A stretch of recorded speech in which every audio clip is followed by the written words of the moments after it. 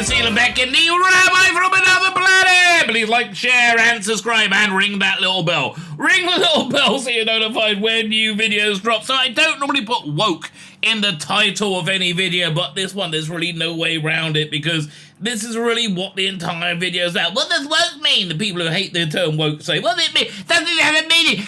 Yes, it does. Yes, it does. It's when you use something with an existing strong, a franchise with an existing strong audience to platform ideology. When it becomes propaganda, in other words, which is what the Orville season 3 did. It was our refuge away from that garbage, and then it turned into that, and then the audience went away. Whoa, so strange. And so Bleeding Cool's like, oh, maybe it's because of the investor call.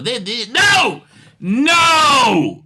It's because it's woke shit. The season 3 of Orville was woke shit. Overlong, indulgent woke shit. The world would have been better if it wasn't made. It is absolute garbage, right? Absolute garbage that literally propagandized how it was virtuous and good to allow children to cut off healthy breasts and testicles, right? In the future, we're going to look back on this time and go, oh my God, how evil, how incredibly evil. How did this thing happen? Because of things like the Orville. Now, look, for me, the Orville season 3 was no worse than any of the those naughty National Socialists from Germany in the 1930s, their propaganda films. They were equally very good with popular actors. You know, there was one movie quite famous, I don't remember the name, where you have this young mother, I think, and she becomes mentally ill, and she begs for euthanasia. Please, let me die with dignity, she says. And it because they wanted to, they euthanize. They want to indeed euthanize anybody with mental disabilities until people started noticing, and then they stopped that. When they started doing it to Jews, no one really cared. At that point, they're like, yeah, well, what can you do? I'm sure people were a bit like, well, bloody hell. But, that's what woke propaganda is, and that's what the Orville is. That's why it's crashed and burned. And why can't Bleeding Cool understand? I got a Bleeding Cool much more. Why can't Bleeding Cool understand it? Because they're woke propagandists too. Right? They're just pretending they can't understand because they're morons, and they think if they don't say it, it's not real. Well, it is freaking real. Anyway, look, maybe they'll be bought by another company and they can, they'll get a season 4. I hope not. I really genuinely hope not. Anyway, can I ask you to like, share, subscribe, comment? All those things are very good. They're very, very helpful. They are genuinely very helpful for me. Look in the video notes. You'll find my Twitter. I use that quite a bit. Instagram. I'm not enjoying it so much. It's a lot more work than I'm really into. Facebook, who gives a shit, and Substack, my email newsletter. If you like audiobooks, right, go to my Substack, sign up. There's a bunch of free ones being serialized on there now. These are out of print books. The one right now is this one. First is this one. It's going to be Doctor Who: The Dying Days. This is the last of the Virgin range of Doctor Who books. Freaking awesome. You can't buy this book anymore. It's like $50 on eBay. 50 if you're lucky, right? If you're lucky. You can't get it. So on my Substack, I have an AI clone of Paul McGann reading it. Freaking incredible, right? So it's free. It's free. There's a paid tier. I'm going to have other content on the paid tier. If you're able to help out, if you like this content, that really helps me, right? That really genuinely helps me. This AI stuff costs money to produce. If you can join the paid tier, it's $5 a month. That is fantastic, and you very, very much help facilitate making more of this stuff. So thank you very much. So like, share, subscribe, comment. Thank you very much. Now let me hand over to me from my live stream last night. The Orville is Seth MacFarlane's series, victim of Disney Plus Hulu woes. No, it's Disney of it being woke shit is what it's a victim of. It's a victim of being unwatchable woke shit, right? It's absolutely a victim of that. It's insane. Where are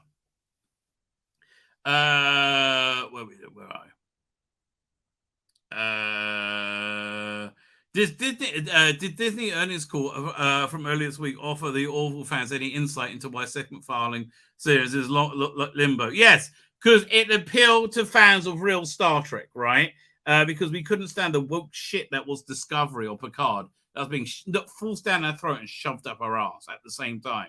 It was an awful experience. We hated it, and we hated being called bigots because we hated it, right? And Seth MacFarlane made a show that was just about, Star Trek, right? And it was Star Trek, and it wasn't lecturing us, right? It wasn't saying how bad America is or white people is or whatever stupid, Twitter pre Elon Musk talking point you wanted to say it. It was like whatever. Oh, and then it came back and it was agonizing. It was agonizingly what it was so dated, right? Oh God, the trans episode was vile, right? And everything, but she did de-trans it. No, that's not what they meant, and everybody knows it. While more and more series continue to be announced, renewed, or cancelled, the fate of Seth MacFarlane's The Orville with added New Horizons of season 3. New Horizons means the new horizon was that we're looking at is we're making it woke shit. Oh God, I hated Orville season 3. On Hulu or anywhere else. I mean, again, Velma season 2 was already made, right? Already in production. They couldn't stop it without it being another Batwoman or Batgirl, right? And they thought, it won't be so bad. It will just go. It's a cartoon. Nobody's going to care. Yeah, look how stupid they look now. But we remember got an insight in some of the bigger picture issues that are impacting things. Earlier this week, the Walt Disney Company, owner of Disney Plus and co-owner of Hulu, CEO Bob Iger, who got rid of Bob Chapek in a Night Along Knives, while he's at an Elton John concert on a Sunday, had some not so great news to share about the financials coming out of the final quarter of 2022. Yes, your disgusting campaign to try and convince children to castrate themselves has had some negative financial impact. Yes, I understand that. Yes, that you're disgusting, shoehorning in of racism in critical race theory in fucking everything is disgusting, right? It's absolutely, I mean, the louder and prouder family, it is, I mean, it's going to be held up in the future as a example of racist propaganda because that's what it is, right? It's absolutely disgusting. And yes, it has affected you because there's not enough people buying your shit anymore. That's why they need Indiana Jones to be good. They need it to work because they burnt everything down to the fucking ground, right? They need Doctor Who to be good. They need Indy to be good. I mean, I don't know what they're doing with Star Wars, and I mean they got some arsehole plan to fix it, right? But at least they have a plan. At least they see it's a fucking problem, right? They know everything's a disaster, right? And their plan to fix Star Wars is moronic, right? I mean, the idea of moving into bringing Rey into with Grogu and Chewbacca is just stupid. But at least they know there's a problem, right? Well, the company expectation overall, Disney Plus saw a drop in more than 2 million subscribers. Yes, we're disgusted with your filthy propaganda campaign of weird racism and perversion. Your grooming campaign. It's disgusting, right? Yes, people do not like it. Right? And look, that's my opinion, right? But I think that's why people are leaving you, right? I think there's the Christian market definitely is not interested. That's how the Christian market's here, right? And they're not really interested. And there's alternative stuff. There's Daily Wire Plus. I think they have children's programming now, and there's also another one called Yippee. That space is being filled up now because you pissed it away.